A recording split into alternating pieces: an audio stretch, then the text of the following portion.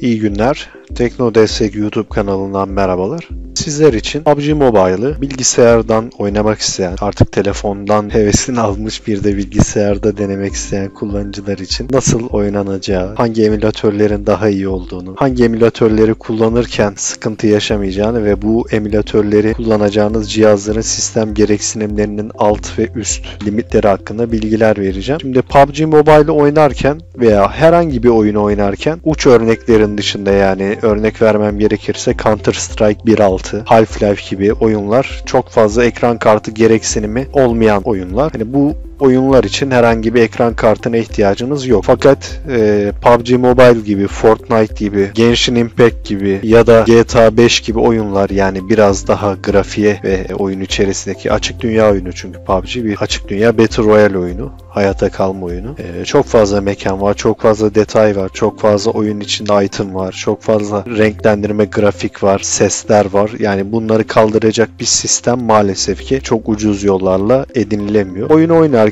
hatta bunu grafikler halinde gösterelim. Bu 2021 yılında paylaşılan bir rapor. Hala geçerli olduğunu düşünüyorum. Çünkü bu özelliklere sahip cihazlarda da deneme gerçekleştirdik. Emülatörümüz GameLoop. GameLoop bildiğiniz gibi PUBG'nin kendi resmi emülatörü. Yani bu Tencent Games'e ait. Yani oyunun geliştirici firması. Tencent Games sadece şu anda GameLoop üzerinden PUBG'yi yayınlıyor. Hani kendisi ayrıca GameLoop'a destek veriyor. Yani ilk güncellemeler vesaire hep GameLoop'a geliyor. Şimdi GameLoop'u kullanmak için yine Windows 10, Windows 11, yine i3, i5, i7 işlemciler. Buradaki değerler biraz düşük arkadaşlar. Yani buradaki değerlerle akıcı, en düşük ayarlarda, akıcı ayarlarda hani 30-45 FPS arası alabilirsiniz. Yani oyundan saf 60 FPS alabilmeniz için yine bahsettiğim gibi GTX 1650, GTX 1050, 1650 Ti, hatta RTX serisi gerekiyor oynayabilmeniz için rahatlıkla. Oyun içerisinde de herhangi bir ayar yapmanıza gerek yoktur. Yani GameLoop kendi başına PUBG'nin tüm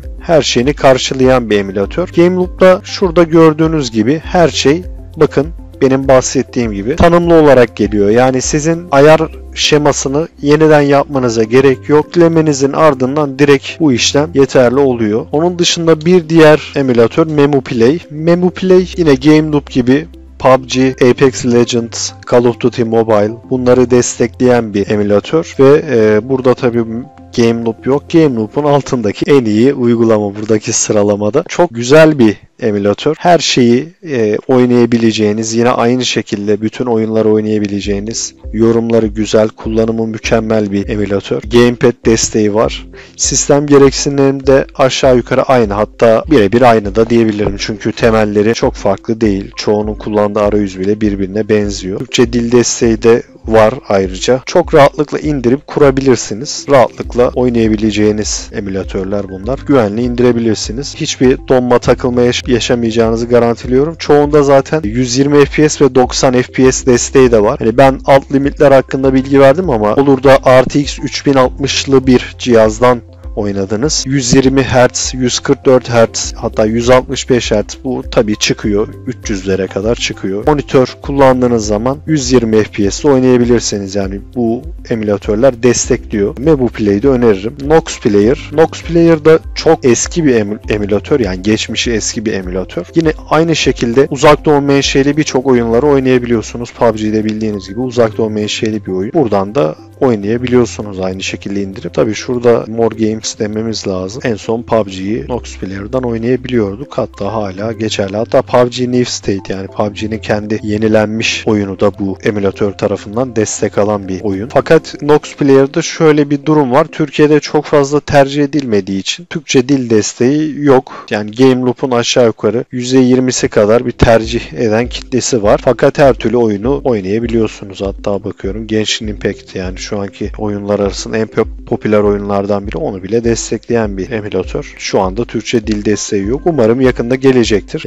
Onun dışında son olarak önerebileceği BlueStacks. Çünkü hem Türkçe dil desteği var, hem ülkemizde kendini kanıtlamış, bazı kurumların VPN kurmak için bile kurduğu bir emülatör Android için. Çok fazla destekçisi, sponsoru, bakın Intel, AMD, Qualcomm destekçileri BlueStacks'in. BlueStacks'in şöyle bir dezavantajı var. Çok fazla platforma hitap ediyor. Yani macOS GeForce cihazlara hitap ediyor. Yani arayüzü çok ağır. Yani çok güçlü cihazlarda bile çok ağır bir arayüzü var. Bunu ben tamamen içeriğine bağlıyorum. Hani her güncelleme geldiği zaman büyük ölçekli güncellemelerin gelmesine bağlıyorum. Yani bir optimizasyon gerekiyor. Onun dışında yine gamepad desteği olan bir uygulama BlueStacks. PUBG'yi de yine destekleyen bir uygulama. Gönül rahatlığıyla tercih edebilirsiniz. Size izah edeceğim ve önereceğim emülatörler bunlarla sınırlı. Daha fazla bu tarz içeriklerin devamı için bizi takip etmeyi ve videolarımızı beğenmeyi unutmayın. Ayrıca her türlü soru ve sorunlarınız için de 11858 numaralı teknoloji destek hattımızı arayarak bizden destek alabilirsiniz.